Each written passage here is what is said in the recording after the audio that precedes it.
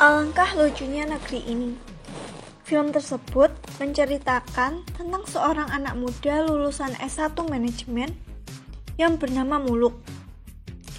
Sebagai seorang yang baru saja lulus kuliah, tentu saja ia berupaya untuk mencari kerja. Dengan berbekal ijazah yang dimilikinya, serta surat kabar yang memuat berbagai lowongan kerja, ia melamar pekerjaan ke perusahaan-perusahaan. Namun semua lamaran tersebut tidak membuahkan hasil. Ia ditolak. Semangat Muluk dalam mencari kerja tidak pernah berhenti. Dan akhirnya, ia melihat sekelompok anak yang melakukan aksi copet di sebuah pasar.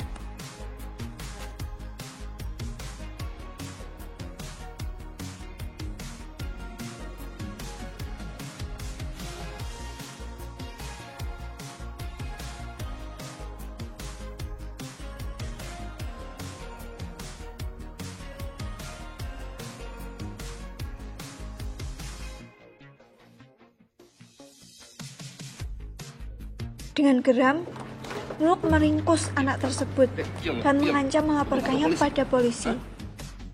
Beberapa waktu kemudian, di sebuah warung, Muluk bertemu dengan Komet. Komet akhirnya membawa Muluk ke markasnya dan memperkenalkan Muluk dengan Jarot yang menjadi pemimpin para pencopet.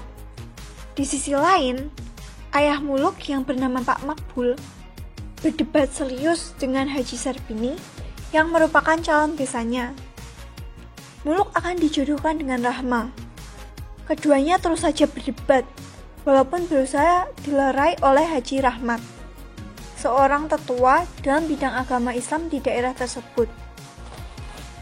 Perkenalan Muluk dan Jarot menghasilkan kesepakatan bahwa Muluk akan bekerja sama dengan para pencopet tersebut untuk mempraktekkan ilmu manajemen yang dimiliki dengan mengelola keuangan mereka.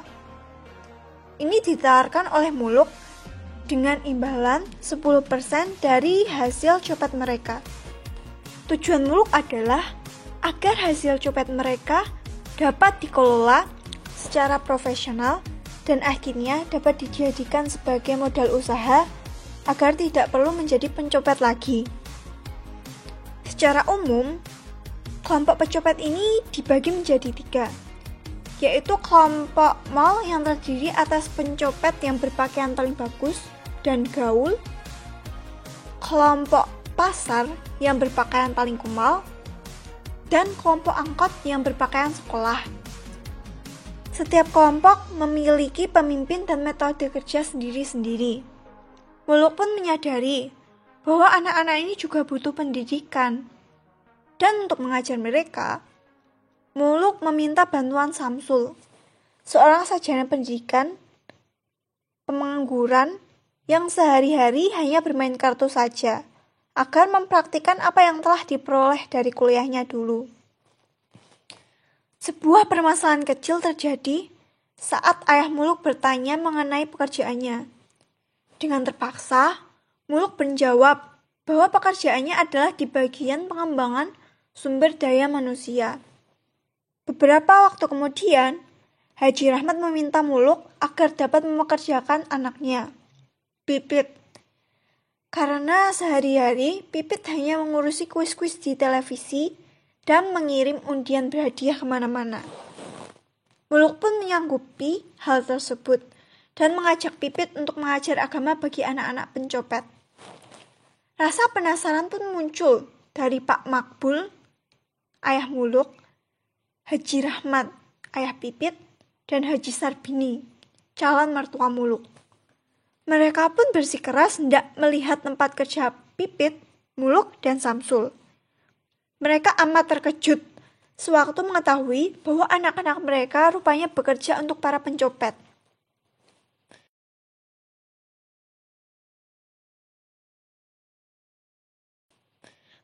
Pertentangan batin yang hebat segera terjadi di hati mereka, yang juga mempengaruhi Muluk, Pipit, dan Samsul.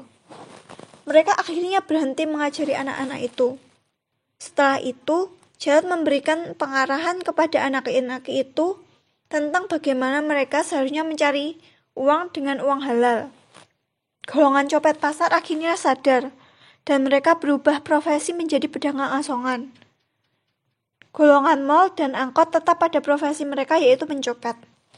Namun, saat golongan copet pasar sedang berdagang di jalan raya, tiba-tiba ada Satpol PP yang menertibkan jalanan tersebut.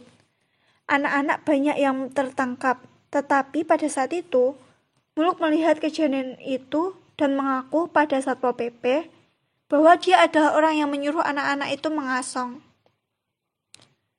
Sehingga Muluk pun dibawa pergi oleh Satpol PP tersebut.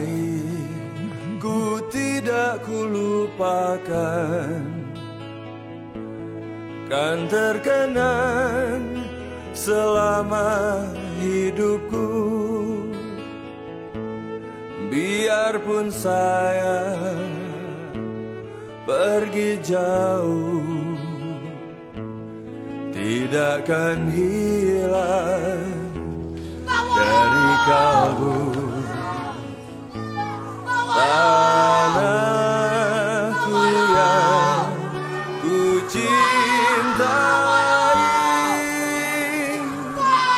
engkau ku hargai. Walaupun banyak negeri ku jalani,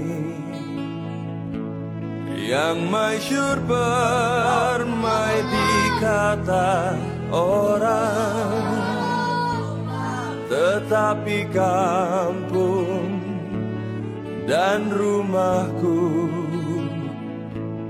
di sanalah ku rasa senang.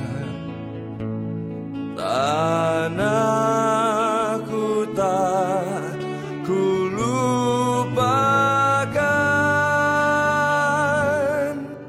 engkau ku banggakan.